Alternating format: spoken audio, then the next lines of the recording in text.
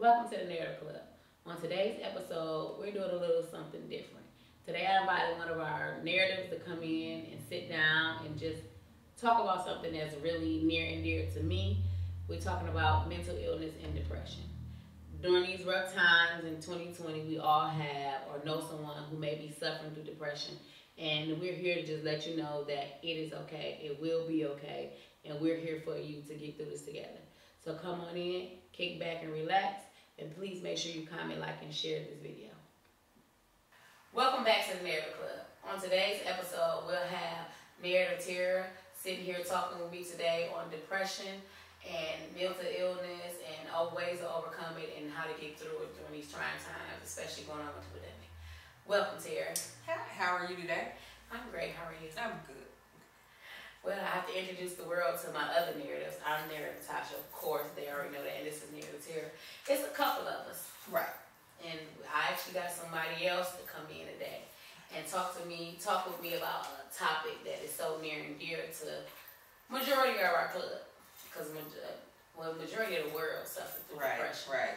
And some people don't like to talk about it, especially in our culture. Right. Which I don't know why. It's a stigma in our culture to where mental illness is like a bad thing. Where if we were to talk about it and acknowledge it, that's the first steps in us clearing it up. But I'm with you. I don't understand why it is such a stigma on it. Or why it's so bad, or even the fact of seeking help. Because as I'm African American, as black as they come, I have a therapist. And what I realized, I was taking therapy before COVID and the pandemic and stuff like that. But during that time is when I realized how bad the anxiety was. I mean, and you guys know, because I would video call y'all every night, or I had family and friends I would have to contact various days. You would have thought I had COVID the way I was acting. My brother had to say, like, you ain't even got no symptoms. Damn, you up there. And I'm like, and I didn't know it was my anxiety and the stress of the anxiety until my therapist told me, like, hey, you do know stress kills. You got all these tingling sensations in your body and you're crying. And not only that, I was treating myself every day as if I had COVID-19. Right. And it's like, we don't know the different levels of depression and anxiety, for one. You have, I consider myself, even with my asthma, I got mild asthma. Like, I got mild depression. Well, I'm the type of depressed person where it is, I can basically take care of it myself. I don't need medication for it.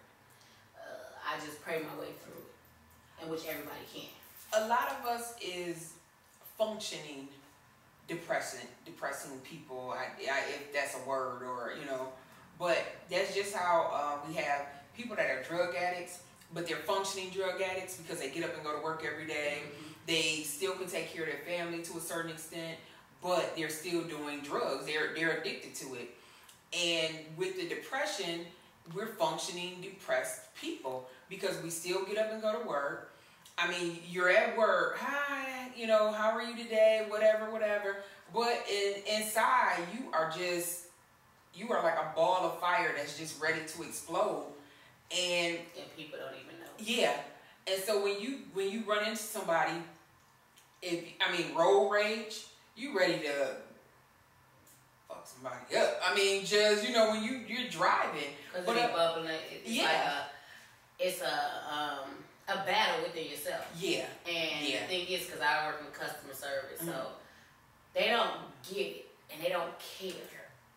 So it's like you're supposed to go every day and just be happy. Yep. Because my mom recently passed away. So I'm trying not to drift into I'm not depressed, but my anxiety gets the best of me.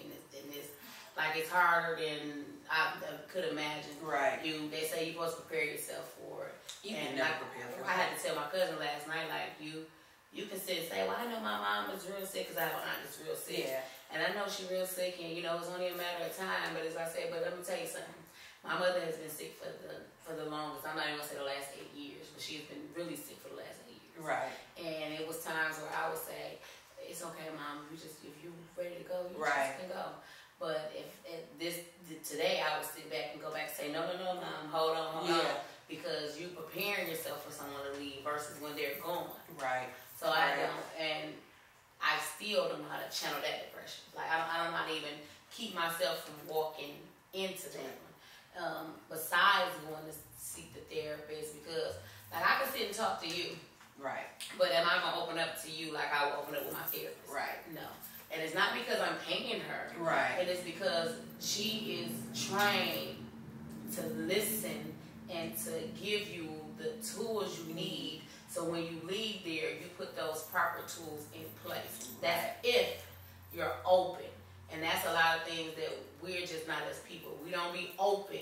Yeah, so not only are we not acknowledging that we have mental illness, and we're not seeking out the help, but even if we do seek out the help or somebody gives us some help, are we willing to accept it and do what they want, what we need to do, all the different tools, to go with it. So that is like a whole, that's just like going to school. Okay, you go to school and then you expect to get A's, but you haven't even brought a pencil to write with. How the hell are you gonna write? Or you just when you came to sit down, like I hear some people say, if I go to therapy, it ain't gonna be no different than like talking to you. No, it's gonna be very different than talking to me. Yeah, she's not gonna be able to tell you about your life. She's gonna be able to tell you how, and I can say she, because mine is a female. They can tell you how to deal with it. It's like any medication someone give you. They tell you the instructions on how to take it, but they don't know how your body is gonna react to it. Right. So it's up to you to figure that part out. So I get the whole thing when trying to prevent it. And sometimes when we go to doctors and they're so quick to put us on medication. So I get that we don't want to be all doped up. But sometimes if you take the medication and then go to the therapist and then do those tools, the medication, you can get away from that, get away from using, and that's just like with diabetes or any other, anything. Yeah. And another thing that helps me, and even if I have some people on Facebook to say they're going through something and they just need to be encouraged. I believe in God. Right. I believe He can fix all and save all at any given time. So what I do is I go into what I call a prayer mode for myself. I put on my favorite gospel song, which is Yes by Shekinah Glory Ministries. I cry. I leave it all there. But one thing about, and I think it's just people, I'm not just going to say our people, we tend to leave it there, but carry a piece with us. And it's hard to leave this, but God said if you leave all your burdens here, right, I'll do the rest. I said, but it's so hard for us just to leave it there. Because for the life of me, my mom passed away on the 8th. I can't think of the funeral date. I think it was the 18th. But her birthday was on the 22nd. So it's like all fresh. Like right. Very, very fresh. And even like I just was explaining to y'all earlier, I said I don't think I really came to full terms that she's no longer here. Every day it hit me like, you won't be able to see her again. And my dad passed when I was 13.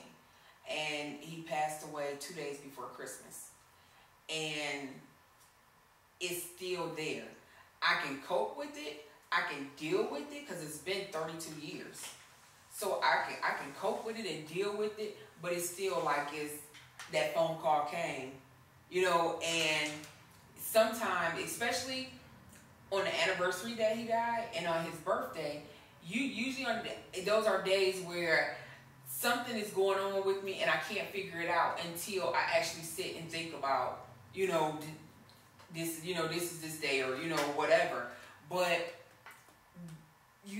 I still deal with it every day. I still think about it every day. I still think about him every day. So being able to cope with it and deal with it, when somebody said, when somebody's parent dies, I don't know what to say because I'm just like, I'm still trying to deal with it. And it's been 32 years. So. And for me, before this happened, what I used to always say, and I felt so guilty after she passed, and I'd be like, I used to always tell people this, stupid shit like, it'll be okay.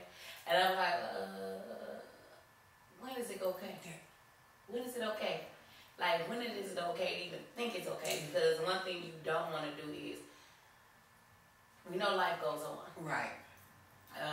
But you don't want to, one day, I can't imagine not thinking about her, not remembering her, like basically forgetting her. And it's like, how? And it's like, even when my nephews, they, because I said, I don't know nobody just taking pictures or walking up into the funeral taking pictures.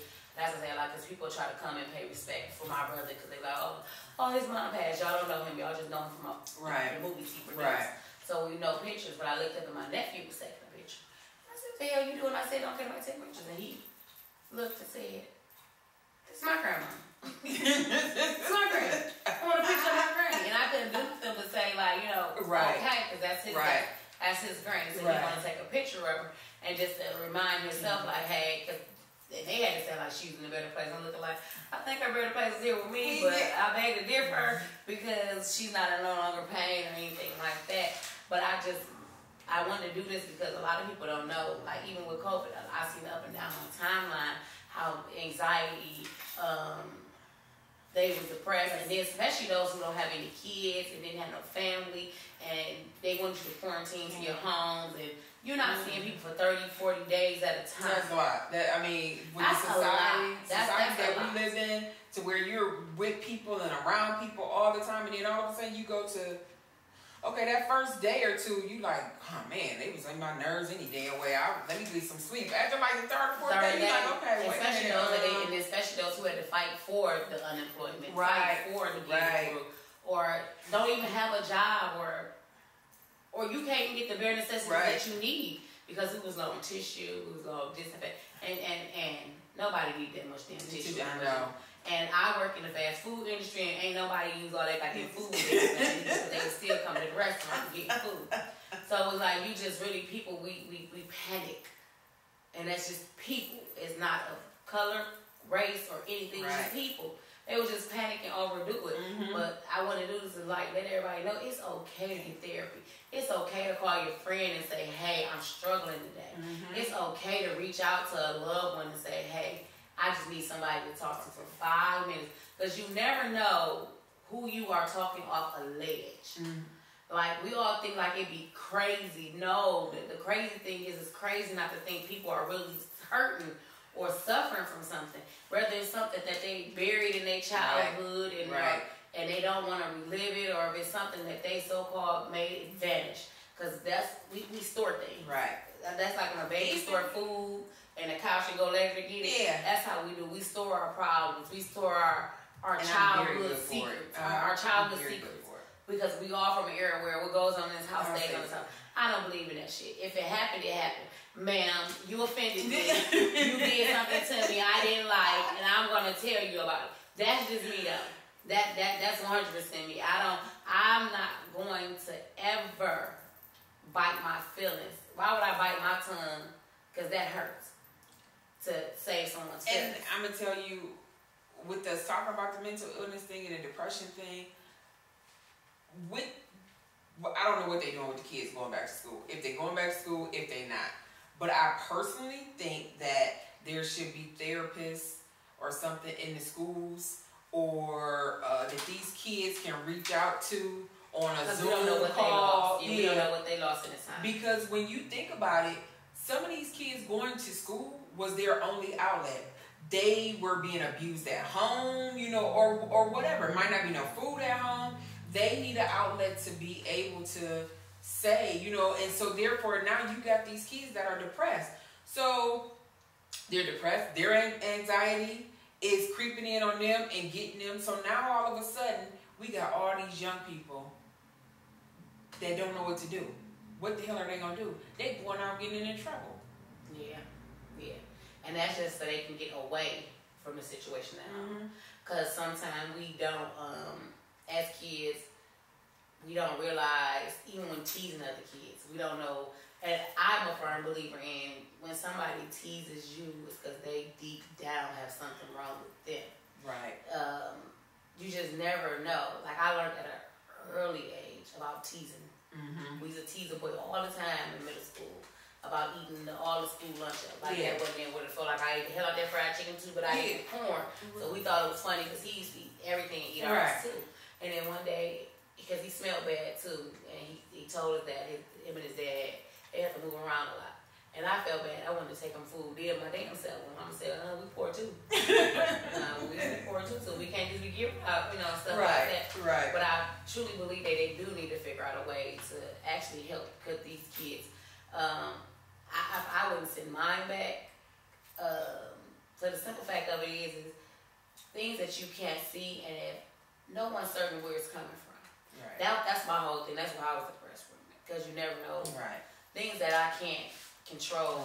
It's always gonna make me a little weird. But then you also think you got parents at home that's dealing with these kids that they don't normally deal with them, but that's 8 hours a day and got to deal with these kids. So hell, some of them gonna be depressed. I can guarantee the sale of liquor has went up tremendously. That's why it's running out. And the edibles have went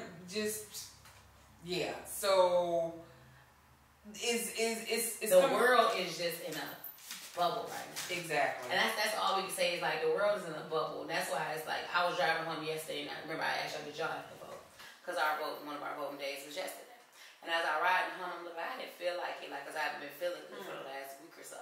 So I'm like, I don't even feel like getting out my car because what if my stomach started hurting, because I get sad, just like that. Right. So, but it's like, who am I not to go vote but have an opinion on the world? So who am I to say like, hey, I want that lady back there that prostitute. I'm looking like, baby, you need to stop as soon as you come up here and go ahead and make your vote. Just make your vote count. I was only 106, and that was almost 8 o'clock at night, and that's sad. And I'm gonna tell you, I have learned, especially in this last year and a half, with my new adventure of starting a business, it has been overwhelming a whole lot of times, but I can say that my support system has been fire all the way around, because it's been days where I had to talk to myself like, get your ass up, you got stuff to do, you ain't got time to be, you know what I mean, you can't sleep right now, you gotta go, you gotta get up, you gotta go. And I didn't realize what it was, but it was a lot of days my anxiety was kicking in on me. The depression was stepping in, and it just seemed like every time it did, somebody was either sending me a good quote, or somebody stopping in that I hadn't seen in years to, just say good job, or, or something, keep going. But everybody doesn't have that. Everybody doesn't have a support system. And then a lot of times, sometimes we don't know, and we don't recognize that people are going through a whole lot and that they are depressed. We totally ignore it. Not that we're ignoring it on purpose. We just don't realize it. We all go through our own stuff, our own battles, and we don't gravitate to other people's needs because sometimes we think they're full of it, because I know I'm guilty of that. I'm like, ain't nothing wrong with them. I got an oldest brother, and I'm like, there's nothing wrong. You just think that way because you don't want to step outside of yourself. And I want the sweetest people till I'm not. Yeah. So it's like, I'm sweet till I'm not. So it's like, you can't do that. But here, this is what we did this video for. Because at the Narrative Club, if you're depressed, you can just reach out to any one of our inboxes. We have a full page to let us know. Like, even if it's just so you can talk, cuss at us, or whatever, just let us know what's going on. Or just say, hey, I just need 2 minutes to cry and scream, because it's okay to cry. It's okay to scream. Shit, it's okay to be mad, and people don't understand that. I could be. I'm not mad that they got I'm not mad nobody got the extra $600 unemployment. I'm just mad because they won't give me unemployment. That's it. I'm not mad. Make your money but make your money count for you in the end. Right. Nobody be upset about things like that. But nobody knows every day. Like, it can be somebody sitting right here, and I don't know that they actually tried to kill themselves. Right. Like, I didn't try it, but I was a kid. I don't think they count because I was just upset about a whooping. But, because you never know. You never know. Like, and people take it until you see it. I have friends who seen a girl trying to jump in the river and they had to stop. Mm-hmm. So it's like those things occur. And we just want you to know here at the Narrative Club that we're here for you. We're here to help you depression. It's collectively, I'll say it's 8 of us. I say my family, I put them in the mix too. Yeah, I put them in the mix too. And we're just open an invitation. If you feel like you just need anyone to talk to, we'll pray for you. Send you a quote or anything like that. You just let us know and just come in and say, hey, I need one of the narratives just to vent to right now. And we for sure got you. It might take me a minute to get back because I'm the one that had to go back and read like 196 conversations. But I do respond back to them. It might be I had to go back. It might be a couple hours, but they always see right and came back and responded. But we got y'all. Yeah. We thank you for tuning in. Please leave a comment, like, share, and subscribe to our channel. We're trying to do a little different versatile thing just so we want the world to know who the Narrative Club is. Not just about filming, books, and controversy with us. It's about real life stuff, real life issues. The depression is real. So y'all stay blessed.